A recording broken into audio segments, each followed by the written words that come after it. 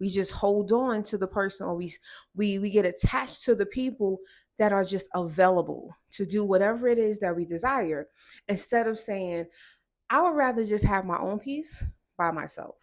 So let's jump right into part one of how solo traveling has been a major part of my own healing journey. I am your girl Tanisha today, Miss Inspiration. So one thing that I had to become comfortable with is being alone. Now, I do live alone, and many of us live alone, but a lot of people are not comfortable being alone, especially in the public setting, meaning museums, movies, restaurants, an airplane, a hotel room, or a city anywhere on this world, any place on this planet. So I had to learn how to be comfortable by myself. I had to learn that it was okay to enjoy my own company, to not have to hear another person, especially in a hotel room. And so when I became comfortable with that, it made me want to do it a little bit more outside of my house, outside of my home. It made me want to go out and explore because now I'm not dependent on someone else. So it made me realize that one, I was codependent on other people to make me happy. And this was relationships, friendships, and even within family. So once I got to that point of realizing I don't want to have to depend on someone, and I don't want to build resentment for someone because they cannot or they just do not want to do something. So it forced me to get comfortable with doing things by myself. And so when I got to that point, and I realized, like, I want to be up at 5 o'clock in the morning to watch the sunrise. Everyone may not want to do that. So I will get dressed and I will go to the respective location where I can watch the sunrise. And now I can do that. But it could also be vice versa. I may not want to do that. I might be with a group of people that want to hike at 4 o'clock in the morning. That's not my cup of tea.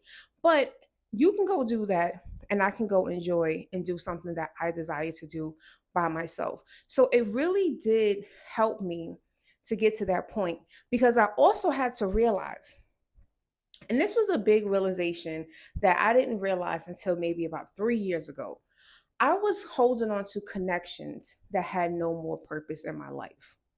And I was holding on to those connections because of the fact that I just did not want to do things alone. So, if you go back to my introduction video, that person that I went on that vacation with, the reality was, and this is also going to be discussed in another part, but this person was not really a person that I deemed a friend. This was a person that was available to go on vacation, to share the expense of the hotel accommodations. That is really what it boiled down to be, if I can be honest with myself.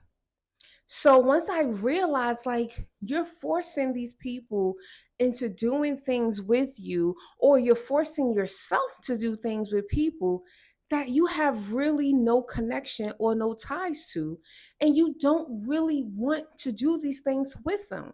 So instead of doing it by yourself, you're just like, okay, who is available? And some of you might feel like that is familiar. A lot of times we do that in relationships and we do that in friendships. We just hold on to the person, or we get attached to the people that are just available to do whatever it is that we desire, instead of saying, I would rather just have my own peace by myself. So that's the one thing that I had to realize. It made me really go through evaluating my connections, my friendships, the label of the word friendships.